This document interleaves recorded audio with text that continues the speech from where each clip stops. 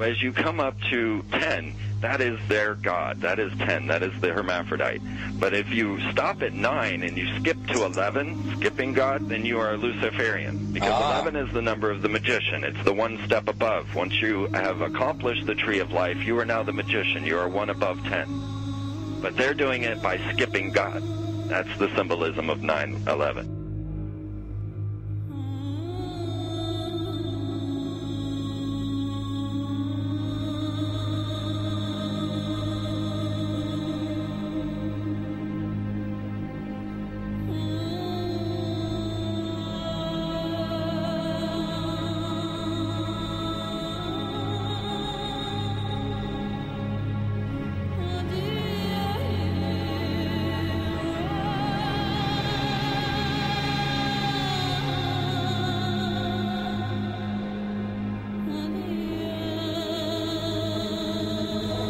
It is a big idea, a new world order.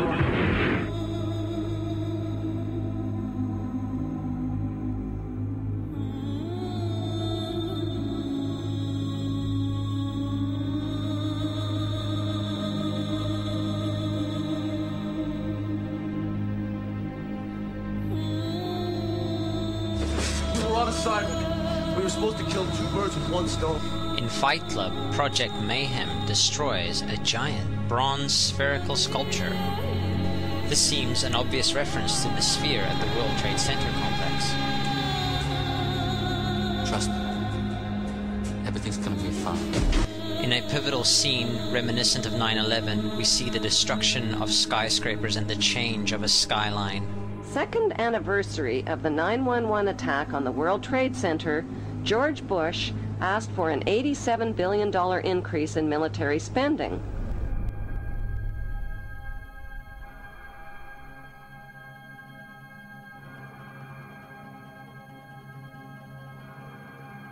In 1904, Crowley would receive the Book of the Law soon after meditating in the King's Chamber of the Great Pyramid.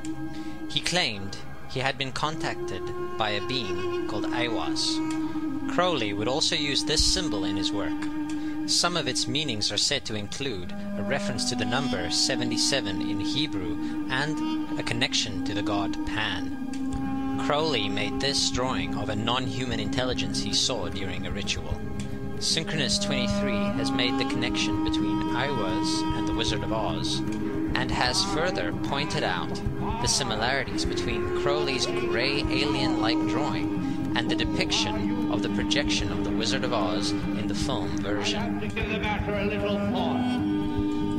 The much overlooked theory has been put forward on the internet that when we are looking at George W. Bush, we are actually seeing Aleister Crowley's grandson. I have suggested that this video footage of George W. Bush reading The Pet Goat, coinciding with the start of the 9/11 mega ritual, is in fact a dedication of the 9/11 mega ritual to the great god Pan by Aleister Crowley's grandson.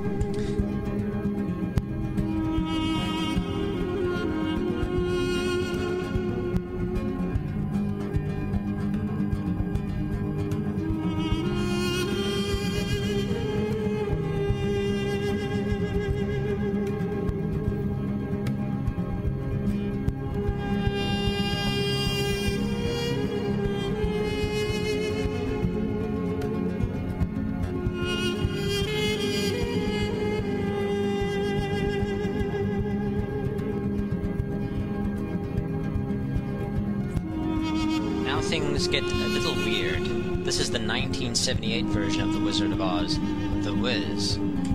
Again we see the Emerald City connected to New York. On arriving at the end of the Yellow Brick Road, Dorothy and her companions go through the circular portal. Through the door we see 3 pyramids. Behind the pyramid shape, in between the pyramid pillars of the World Trade Center, we see the sphere, the representation of the Kaaba.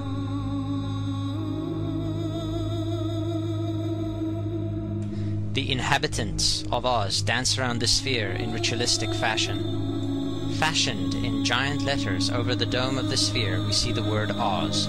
Oz, symbols of Pan and Aiwass, seen smack at the heart where the new Aeon was ushered in, and where the Stargate was opened.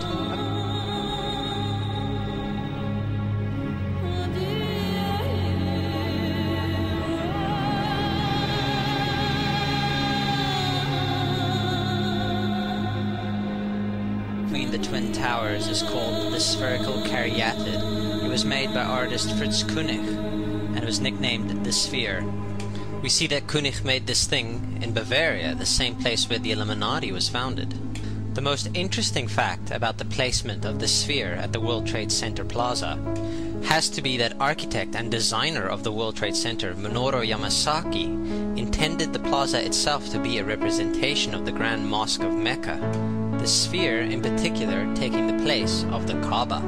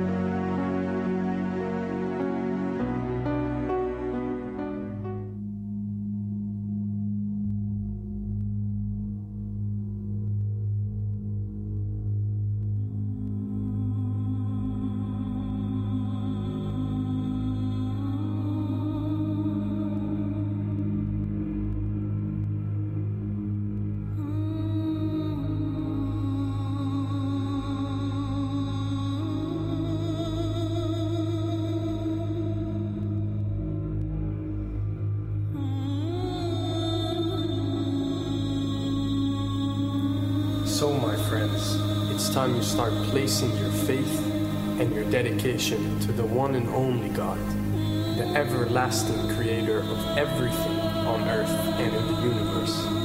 He is greater than anything our minds can comprehend. Do you know how many times Muslims are required to circle the Kaaba when they visit it? 7 times, each counterclockwise. Would you like to know why?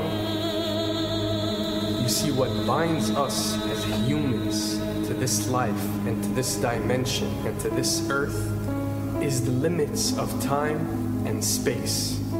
We are bound to this dimension and this reality through time and space. Hence, if one wants to leave this dimension or leave this reality, he needs to break away from time and space. So when you visit the Kaaba and you rotate counterclockwise, what is this practice actually doing? It is literally helping you elevate your soul and elevating yourself to break away from time and space so you can touch something so unique and so beautiful and so powerful that it changes your life forever. And if you don't believe me, ask anyone who has visited the Kaaba how he or she felt or how their lives have changed ever since.